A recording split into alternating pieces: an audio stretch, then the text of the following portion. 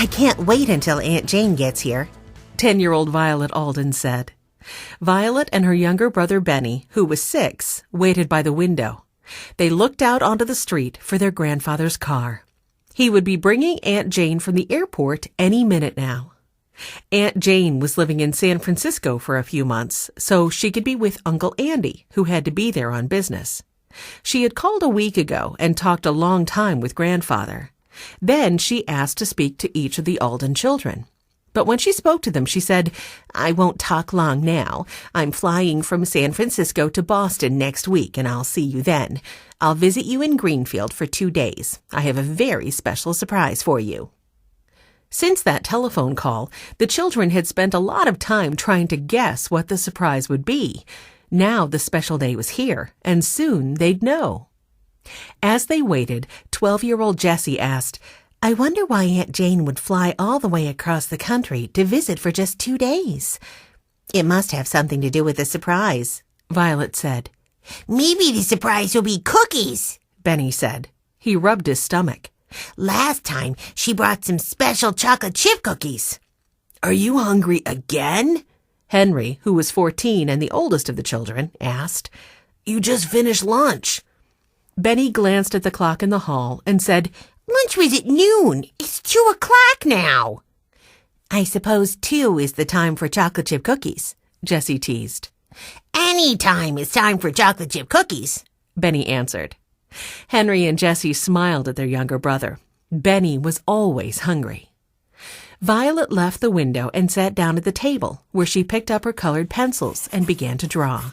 She said, "I'm going to keep busy until they get here. That way I won't be so impatient." "I really am hungry now," Benny said.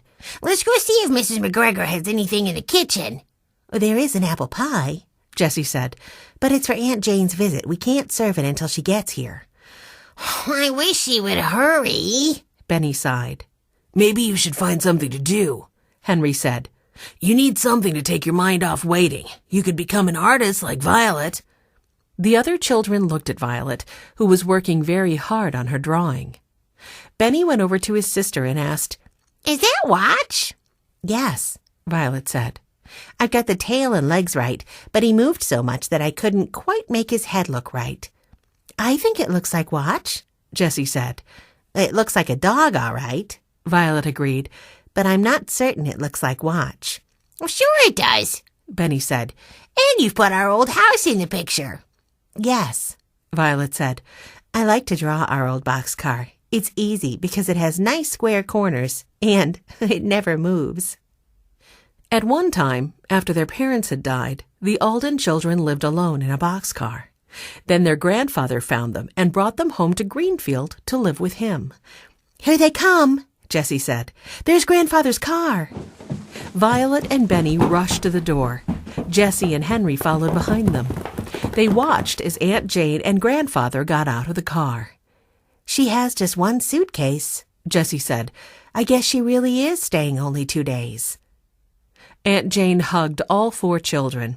Then she stepped back and said, "Let me look at you. Yes, you're all growing taller." Aunt Jane hugged everyone again.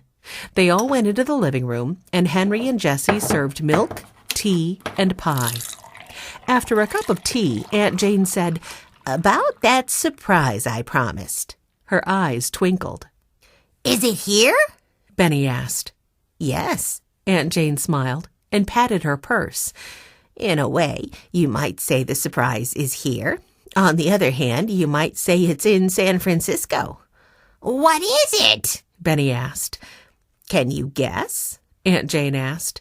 "Your grandfather says you are very good detectives." "We are," Violet said. "But we can't guess how a surprise you brought us could be here and in San Francisco at the same time."